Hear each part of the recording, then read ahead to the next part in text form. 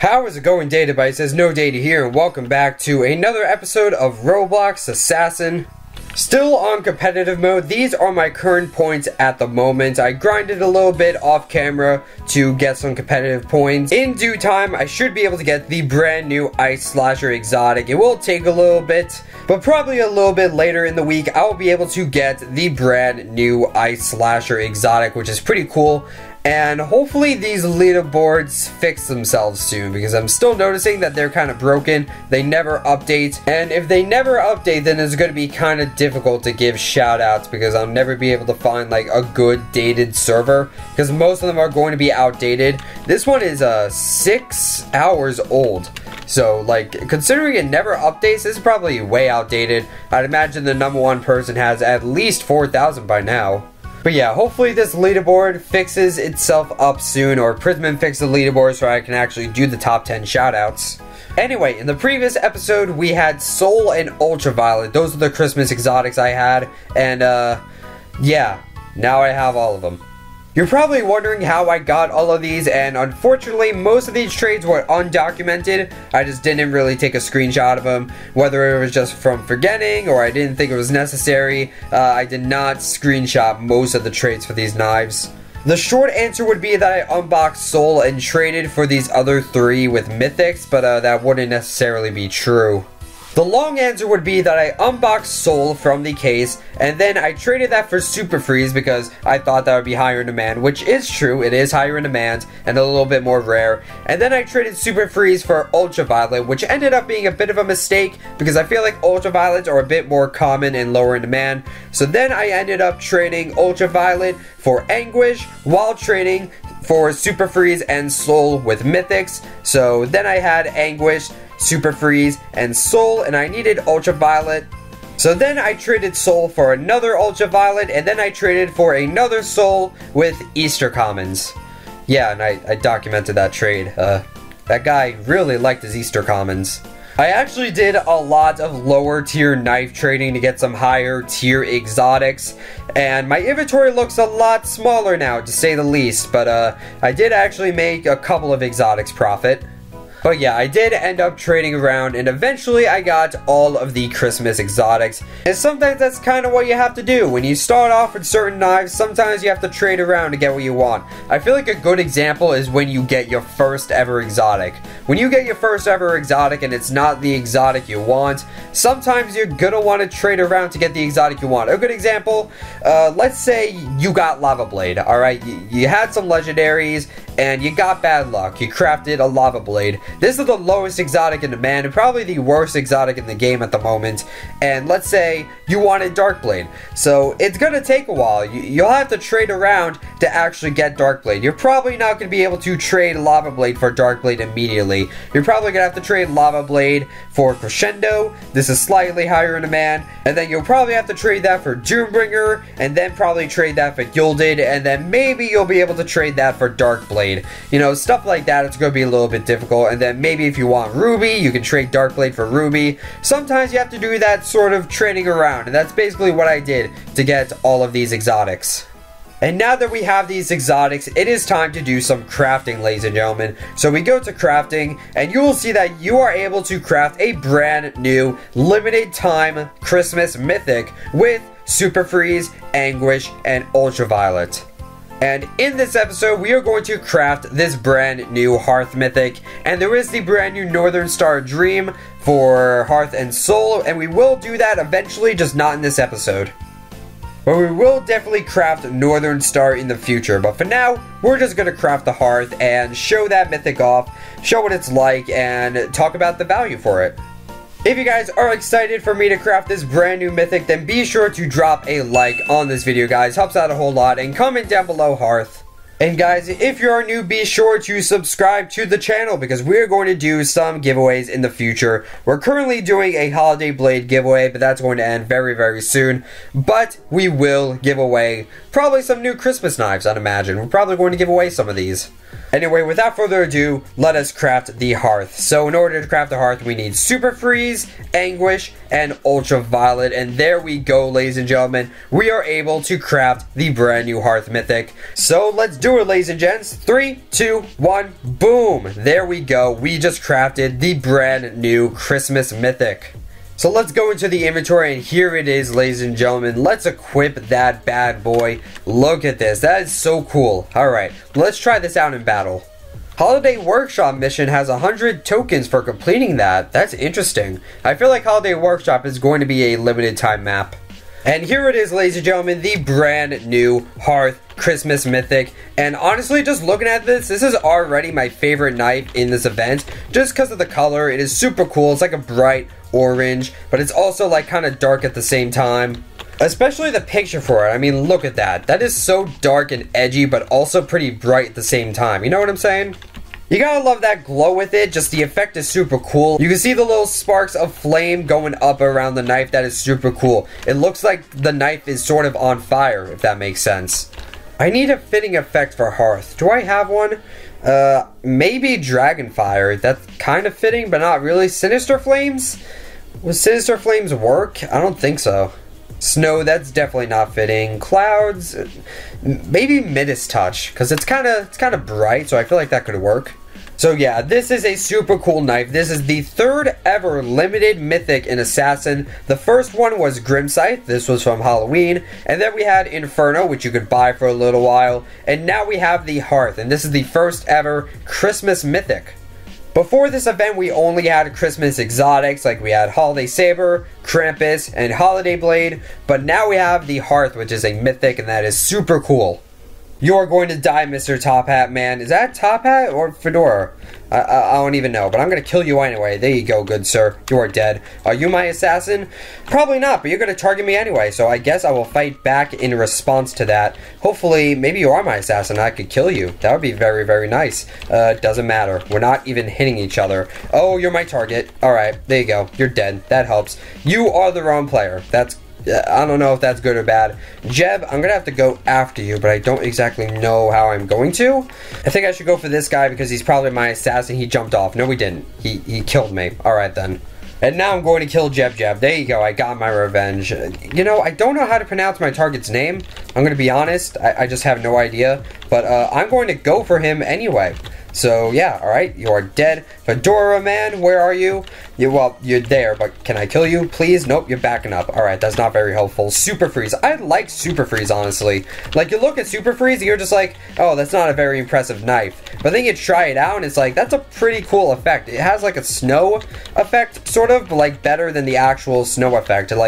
It leaves a trail of snow behind you, and I think that's really cool. Anyway, we won that, so I should get some extra tokens. I actually have enough for a festive case now, but I don't know if I want to open that or not.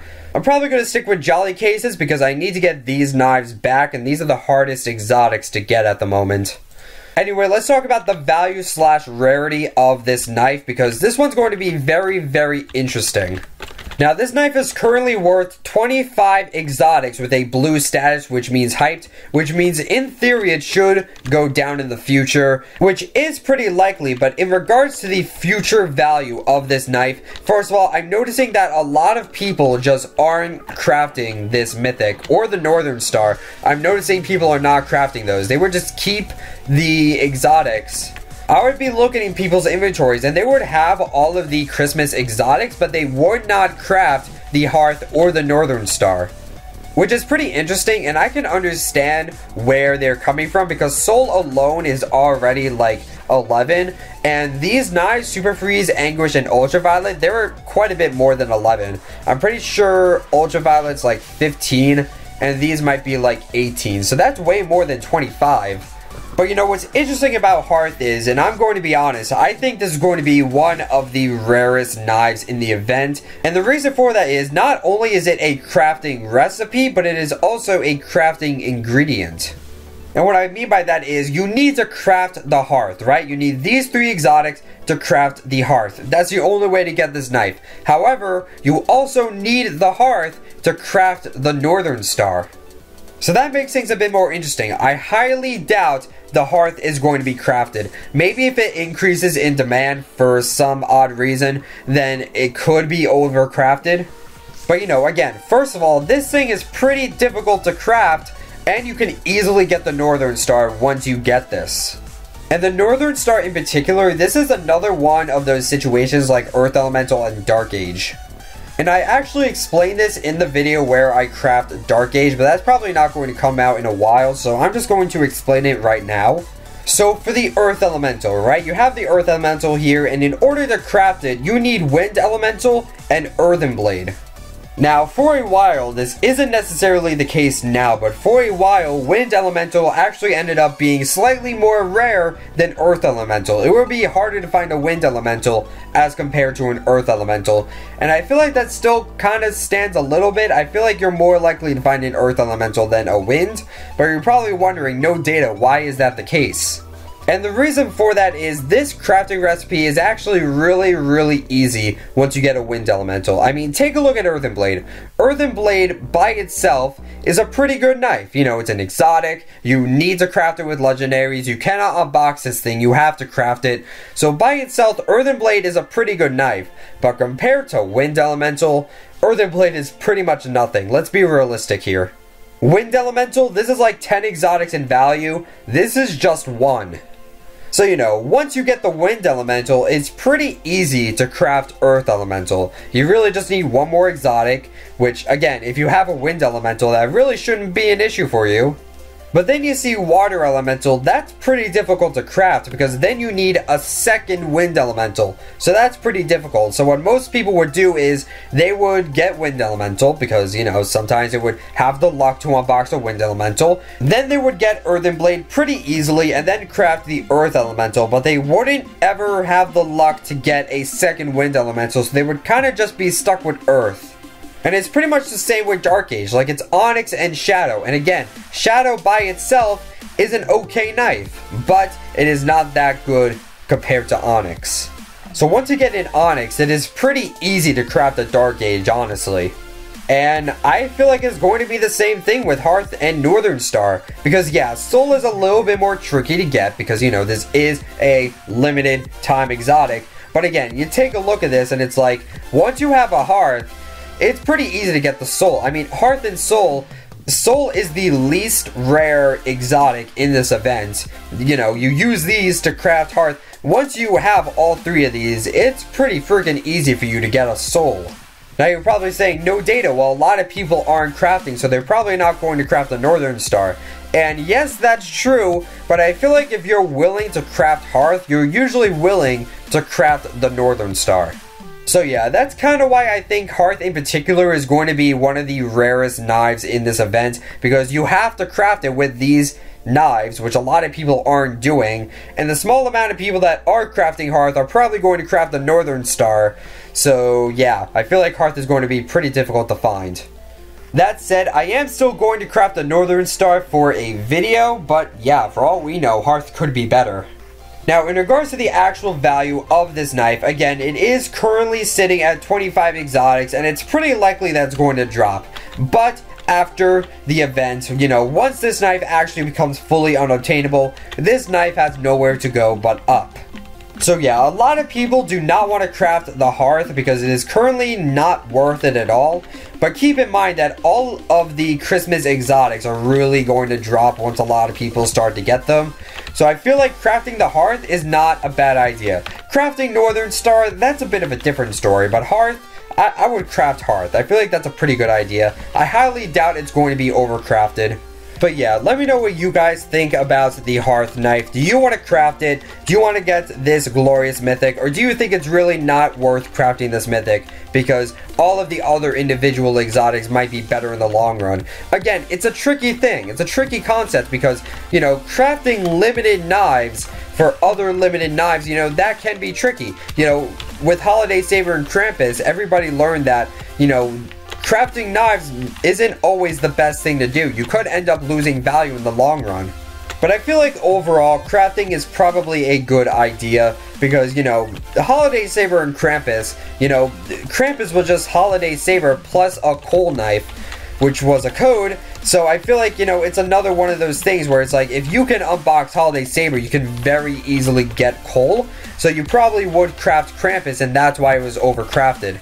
And, you know, during the Halloween event, you pretty much had the question, you know, is this knife going to be overcrafted? Is Grim Scythe going to be overcrafted? And so far, it wasn't. Grim Scythe is currently worth more than Nightmare and Bone Scythe combined.